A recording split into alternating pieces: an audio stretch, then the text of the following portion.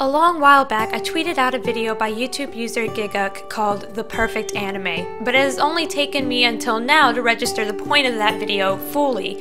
I reached the halfway point and allowed myself to accept that I saw Dragon Ball as perfect in that it perfectly broke the language barrier, the time barrier, the age barrier, the culture barrier, and just about every barrier most commercial fiction struggles with, all on an accidental chance of a creator who put his soul into his work and let his characters roam free to tell their own story how they wanted it to be told. I accepted that much, but what I still couldn't accept was that to some people, Dragon Ball Super is that anime that is perfect and worthy of intense study. I thought I did, but it was only with an asterisk and a note at the bottom of the page that said, "It's okay that you enjoy it, but it's still bad." And recently when my friend Santiago posted about how objectivity is only dependent on what universe we are judging from, did it click to me that I've been a total hypocritical jerk. Who would have thought that the person who says, "Screw this guy" to the author of all the work she studies would have put other authors' notes and guidelines ahead of personal enjoyment? Commercial fiction finds its success in being enjoyed and entertaining, and if Dragon Ball Super does that for you, then for you it is a success, and no one should take that away from you, just as no one can take away Dragon Ball from me. The guidelines that I follow that I still argue DBS breaks of scene-sequel flow, characterization, Sanderson's laws of magic are still just guidelines that some authority figure has given. These are guidelines based on how to reach the most amount of people, how to be entertaining to the most possible amount of people, how to be an artistic realization of how the masses of people feel. But how do we decide that enough has been successfully entertained? Where is the line? What is the official number? Well, there isn't one. It's all a matter of guesswork. I believe there is a point where one can say, this is a multicultural phenomenon that is yet to die down to the point of a character being the ambassador for the Olympics of their host nation, so I think it's fair to say that it's a successful series. But there's no real line to say that one isn't allowed to be considered a success. Do I change my views on Dragon Ball Super?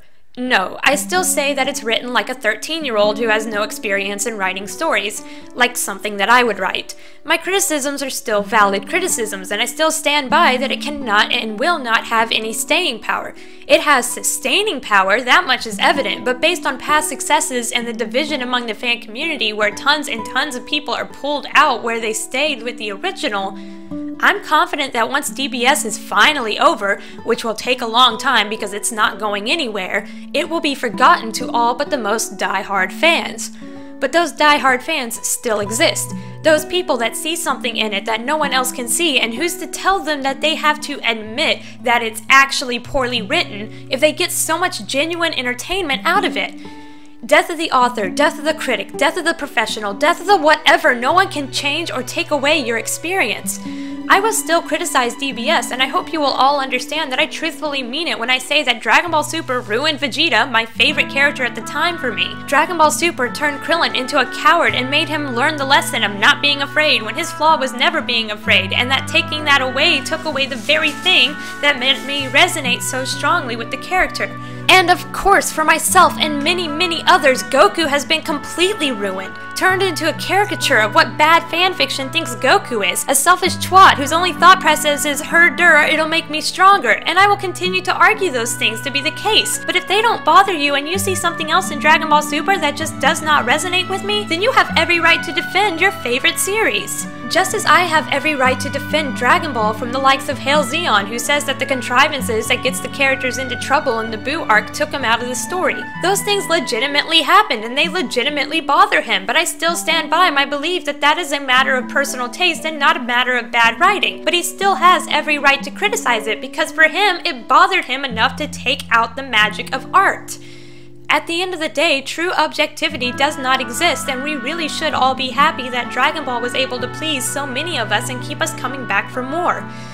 The whole point of this was for me to say I'm sorry to Rakurai and to Cave because he's right. Whether a series is good or bad in commercial fiction is a matter of personal enjoyment, and thus a matter of personal opinion. I still argue that Dragon Ball Super failed to please the masses the way that Dragon Ball did, but if he enjoys Dragon Ball Super, then that's all that matters. I will still argue my criticisms of Dragon Ball Super. I will still argue my defenses of Dragon Ball, because to create the next big thing is to learn from previous mistakes and to learn from previous successes. But never again will I say, you have to admit that objectively the series is poorly written, because at the end of the day, that statement doesn't mean anything.